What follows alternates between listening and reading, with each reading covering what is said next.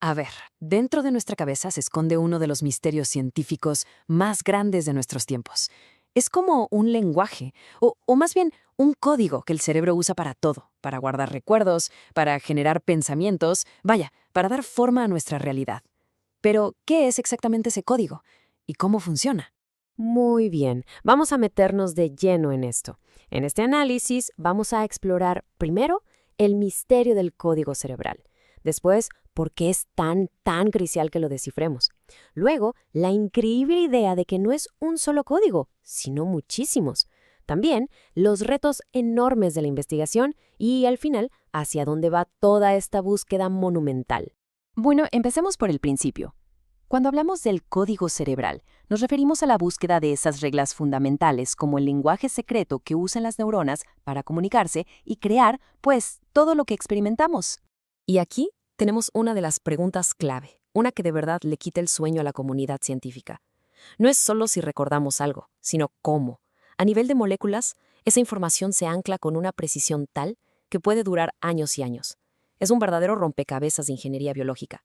Para entender la magnitud de esto, la comparación es clave. Piénsenlo. Cuando se descifró el código genético, el ADN, se desató una auténtica revolución en la biología. Entonces, la gran pregunta es, ¿podría la neurociencia tener un momento así, un salto cuántico, al descifrar el código del cerebro?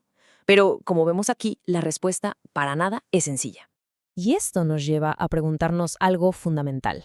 A ver, ¿por qué tanto esfuerzo? ¿Cuál es el premio gordo al final de esta búsqueda? ¿Qué ganaríamos? Es que las implicaciones son enormes, de verdad.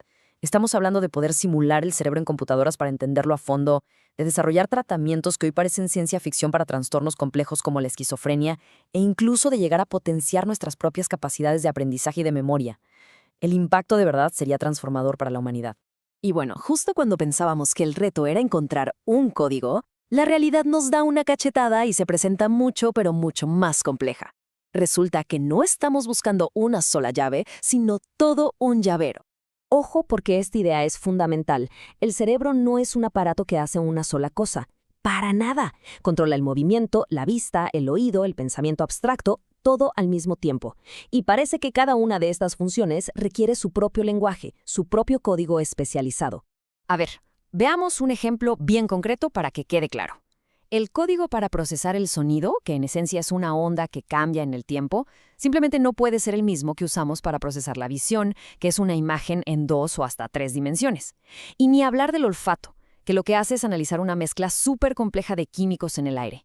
Es otro mundo. Cada sentido necesita, por así decirlo, su propio manual de instrucciones. Y para que nos demos una idea de la escala de la que hablamos, fíjense en esto. Nada más en la retina del ojo, una parte pequeñísima, se han identificado por lo menos 60 tipos diferentes neuronas. Unas se especializan en detectar brillo, otras en el color, otras en el movimiento. Cada una es una experta en lo suyo. Es como una orquesta de puros especialistas en un espacio diminuto. Ahora, llevemos esa misma complejidad a todo el cerebro. Se estima que podríamos tener más de 1000 tipos diferentes de neuronas, más de 1000, cada una con un papel único en esta gran sinfonía cerebral. Entender el lenguaje de cada una de ellas, ese es el verdadero reto. La diversidad es, de verdad, asombrosa. Entonces, el punto crucial es este. Saber que una neurona disparó un impulso eléctrico es apenas el comienzo.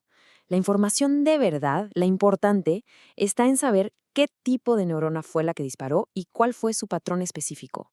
Sin saber quién habla, el impulso es solo ruido.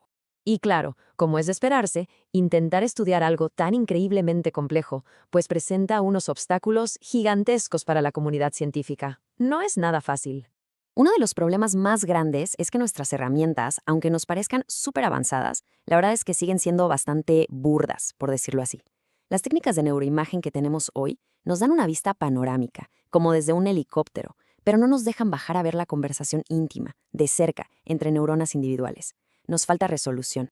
Y esto crea un dilema tremendo. Por un lado, las técnicas invasivas, como poner implantes, ofrecen muchísima más precisión, pero claro, conllevan riesgos y apenas están en fases experimentales. Y por el otro lado, las técnicas que son seguras y no invasivas, las que usamos en humanos, pues no tienen la resolución necesaria para captar esos detalles que necesitamos. Es un equilibrio súper delicado. Entonces, con todo este panorama, ¿hacia dónde vamos? ¿Cuál es la estrategia para poder avanzar en medio de tanta complejidad y con las limitaciones que tenemos? Pues el camino a seguir parece ser uno de mucha prudencia y método, paso a paso. Primero, enfocarse en experimentación que sea específica pero no invasiva. Segundo, ir descifrando el sistema pieza por pieza, sin querer correr. Y tercero, y quizá lo más importante, es reconocer que encontrar los códigos es apenas el primer paso. Es solo el principio de un reto todavía mayor. Y con esto cerramos, dejando una pregunta en el aire. Si un día, finalmente, logramos descifrar todos estos lenguajes del cerebro, ese no va a ser el final, sino apenas el comienzo. La verdadera pregunta va a ser, ¿qué vamos a hacer con todo ese conocimiento? Las posibilidades son tan inmensas y profundas como el cerebro mismo.